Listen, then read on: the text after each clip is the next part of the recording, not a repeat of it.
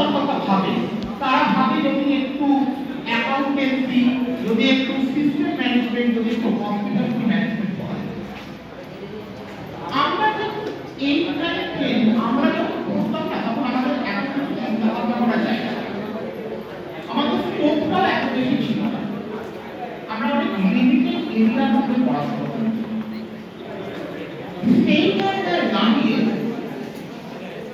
যদি একটু ভাবা যায় যে আমরা কি আজকের যুগের মার্কেটে যেখানে চাকরির সংখ্যাটা, স্কিল বেসড জবের সংখ্যাটা কমছে, সেখানে আমাদের নিজেদের দাঁড়িয়ে থাকার আর কোনো রাস্তা আছে। আমি একটু প্র্যাকটিক্যাল সেন্সে ভাবতে বলছি। আজকে ধরো স্কুলের টিউশন ফিটা, প্রাইভেট টিউটরের কাছে পড়তে যাওয়ার টাকাটা, পুজোর জামা কাপড়টা বাবা মা দিচ্ছে, কতদিন দিতে পারবে? একটু অন্যভাবে ভাবা যাক, আমার যে ছোট ভাই বোনটা আছে, আজকে 10 বছর বাদে আমি তাদের কতটা দায়িত্ব নিতে পারবো, বা এই বাবা মা যখন রিটায়ার করে যাবেন চাকরি থেকে বা তার বিজনেস যখন আর টানতে পারবেন না, তখন আমি তাদের কতটা দিতে পারবো?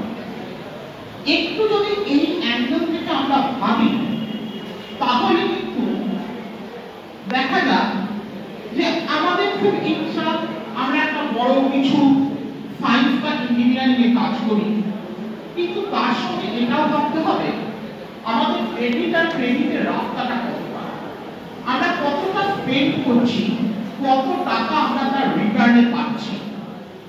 শুধু পড়াশোনাটাই কিন্তু উদ্দেশ্য নয়, পড়তে তো আমরা অনেক পারি, কিন্তু আমাদের রুজি রোজগারের কথাটা কিন্তু ভাবতে হবে।